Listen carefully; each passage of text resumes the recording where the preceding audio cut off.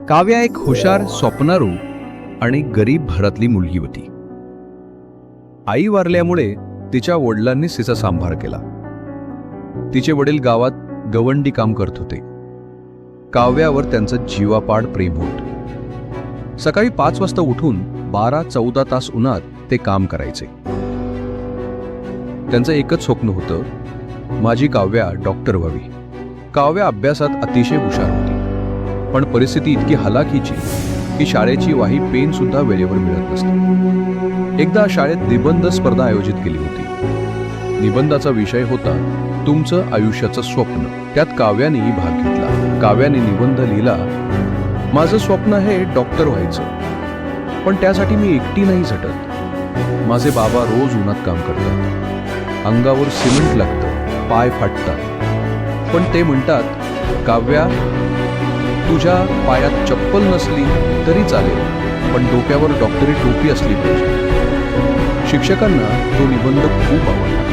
त्यांना काव्यास कौतुक वाटले. त्यांनी तो निबंध जिल्हा पातळीवर पाठवला आणि काव्याला बक्षीस म्हणून पुढील शिक्षणासाठी शिष्यवृत्ती मिळाली. काव्या 10वी मध्ये आली होती. अभ्यास जोरात सुरू होता. एके दिवशी तिचे बाबा कामावरून घरी परतले नाही. त्यांचा अपघात झाला होता. पायाला जबर मार लागला होता.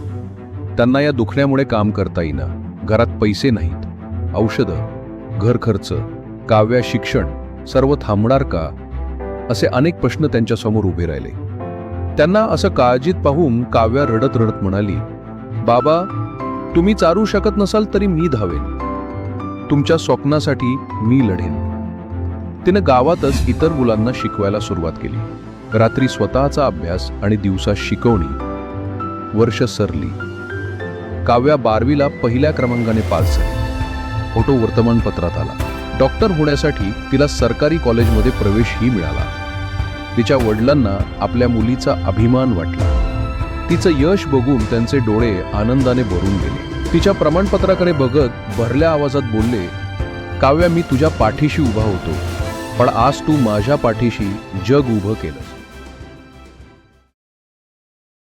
गावात एक नवीन हॉस्पिटल चालू झाले. त्या हॉस्पिटलचं नाव होतं शरद हॉस्पिटल. त्या हॉस्पिटलच्या उद्घाटनाला सारा गाव जमला होता. गावातील प्रत्येक जण तिचं कौतुक करत होता. त्या गर्दीत एक पांढरा कोट घातलेली मुलगी आणि तिच्या शेजारी हातात काठी घेऊन उभा असल्या तिचा बाप आपलं पूर्ण झालेलं स्वप्न भरल्या डोळ्यांनी बघत होता. काव्या आपल्या बाबांच्या चेहऱ्यावरील आनंद पाहू लागली. नकळत बाबांच्या हातावर हात ठेवून स्वतःशीच बोलली, बाबा नेहमी सावलीसारखे वाटतात, पण एक दिवस त्यांच्या कष्टांच्या मुळांवरच आपण आपल्या आयुष्याचं आभाळ गाठतो.